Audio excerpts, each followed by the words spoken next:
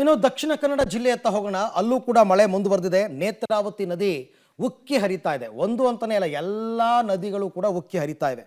ಇನ್ನು ಬಂಟ್ವಾಳ ನಾವೂರ ಕಡವಿನ ಬಾಗಿಲು ಬಳಿ ನೀರು ತಗ್ಗು ಪ್ರದೇಶಕ್ಕೆ ನುಗ್ಗಿ 10ಕ್ಕೂ ಅಧಿಕ ಮನೆಗಳು ಜಲಾವೃತವಾಗಿದೆ.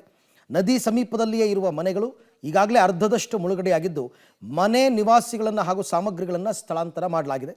ಮತ್ತಷ್ಟು ಮಳೆ ಮುಂದುವರೆದಿದ್ದು ನೀರು ಕೂಡ ಏರಿಕೆಯಾಗ್ತಾ ಇದೆ.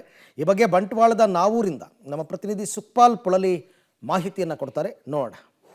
ದಕ್ಷಿಣ ಕನ್ನಡ ಜಿಲ್ಲೆಯಲ್ಲಿ ಮಳೆ ಅಬ್ಬರ ಮುಂದುವರೆದಿದೆ. ಅದರಲ್ಲೂ ಗ್ರಾಮೀಣ ಪ್ರದೇಶದಲ್ಲಿ ಹೆಚ್ಚಿನ ಮಳೆ ಆಗ್ತಾ ಇದೆ. ಬಂಟ್ವಾಳದಲ್ಲಿ ನಿರಂತರ ಮಳೆ ಸುರಿಯುವಂಥ ಹಿನ್ನೆಲೆಯಲ್ಲಿ ಇವತ್ತು ನೇತ್ರಾವತಿ ನದಿ ನೀರು ಉಕ್ಕಿ ಹರಿದಿದೆ. ನೇತ್ರಾವತಿ ನದಿ ನೀರು ಉಕ್ಕಿ ಹರಿದಿರುವಂಥ ಹಿನ್ನೆಲೆಯಲ್ಲಿ ನಾವು ತಗ್ಗು ಪ್ರದೇಶಗಳಿಗೆ ನೀರು ನುಗ್ಗಿದೆ. ತಗ್ಗು ಪ್ರದೇಶದಲ್ಲಿರುವಂಥ ಕೆಲವೊಂದು ಮನೆಗಳು ಜಲಾವೃತವಾಗಿದೆ. ಇಲ್ಲಿ ಇದು ರಸ್ತೆ, ಈ ರಸ್ತೆಯನ್ನು ನೀವು ಗಮನಿಸಬಹುದು. ಬಂಟ್ವಾಳದ ನಾವೂರ ಗ್ರಾಮದ ಕಡವಿನ ಬಾಗಿಲು ಅನ್ನುವಂಥ ಪ್ರದೇಶ. ಈ ಪ್ರದೇಶದಲ್ಲಿ ಸುಮಾರು 10 ಮನೆಗಳು ಈಗಾಗಲೇ ಮುಳುಗಡೆ ಆಗಿದೆ, ಭಾಗಶಃ ಮುಳುಗಡೆ ಆಗಿದೆ. ಇದು ಇಷ್ಟೊಂದು ದೊಡ್ಡ ಪ್ರಮಾಣದಲ್ಲಿ ನೀರು, ನೇತ್ರಾವತಿಯ ನದಿ ನೀರು ಬಂದಿರುವಂಥ ಕಾರಣಕ್ಕೆ ಈ ರೀತಿಯಾದಂಥ ಪರಿಸ್ಥಿತಿ ನಿರ್ಮಾಣ ಆಗಿರುವಂಥದ್ದು. ಇದು ಮನೆಯ ಅಂಗಳ, ಇದು ಅಂಗಳದಲ್ಲಿ ಸಂಪೂರ್ಣವಾಗಿ ನೇತ್ರಾವತಿಯ ನದಿಯ ನೀರು ಬಂದಿರುವಂಥದ್ದು. ಇಲ್ಲಿರುವಂಥ ಬಾವಿ ನೋಡ್ಬೋದು, ಬಾವಿ ಸಂಪೂರ್ಣವಾಗಿ ನೀರಿನಿಂದ ತುಂಬಿ ಹೋಗಿದೆ. ಅದೇ ರೀತಿಯಾಗಿ ಮನೆಯ ಮುಂಭಾಗದಲ್ಲಿ ಗಮನಿಸ್ಬೋದು, ಆ ಪರಿಸರದಲ್ಲಿ ಸಂಪೂರ್ಣವಾಗಿ ನೇತ್ರಾವತಿಯ ನದಿ ನೀರು ಇರುವಂಥದ್ದು. ಅದರ ಇನ್ನೊಂದು ಭಾಗದಲ್ಲೂ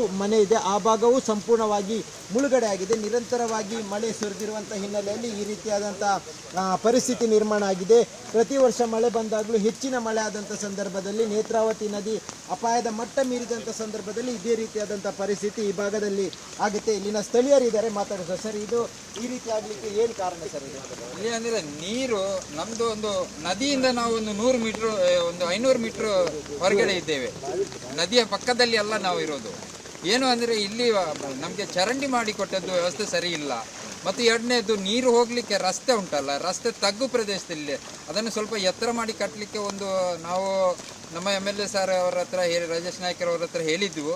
ಅವರ ಗಮನಕ್ಕೆ ಬಂದಿರಬಹುದು, ಅವ್ರು ಮಾಡಿಕೊಡ್ತೇನೆ ಅಂತ ಹೇಳಿದ್ದಾರೆ. ಮಾಡಬಹುದು ಅಂತ ನಮಗೆ ನಂಬಿಕೆ ಇದೆ. ಈಗ ಎಷ್ಟು ಮನೆಗೆ ನೀರು? ಒಂದು 40 ಮನೆಗೆ ಇಲ್ಲಿ ನೀರು ನುಗ್ತದೆ. ಇಲ್ಲಿ 48 ಮನೆ ನಮ್ಮದು ನಾವೂರ ಗ್ರಾಮದಲ್ಲಿ 48 ಮನೆ ಸಾಧಾರಣ ಬರ್ತಾ ಉಂಟು ನೀರು.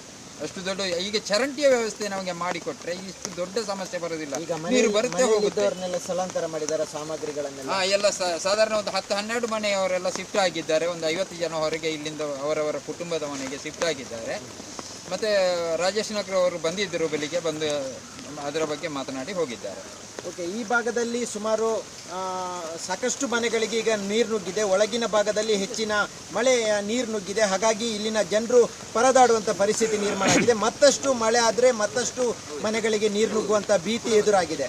ಕ್ಯಾಮ್ರಾಮ್ಯಾನ್ ನಿಶಾಂತ್ ಜೊತೆ ಸುಕ್ಪಾಲ್ ಪೊಳಲಿ, ಪಬ್ಲಿಕ್ ಟಿವಿ, ಮಂಗಳೂರು.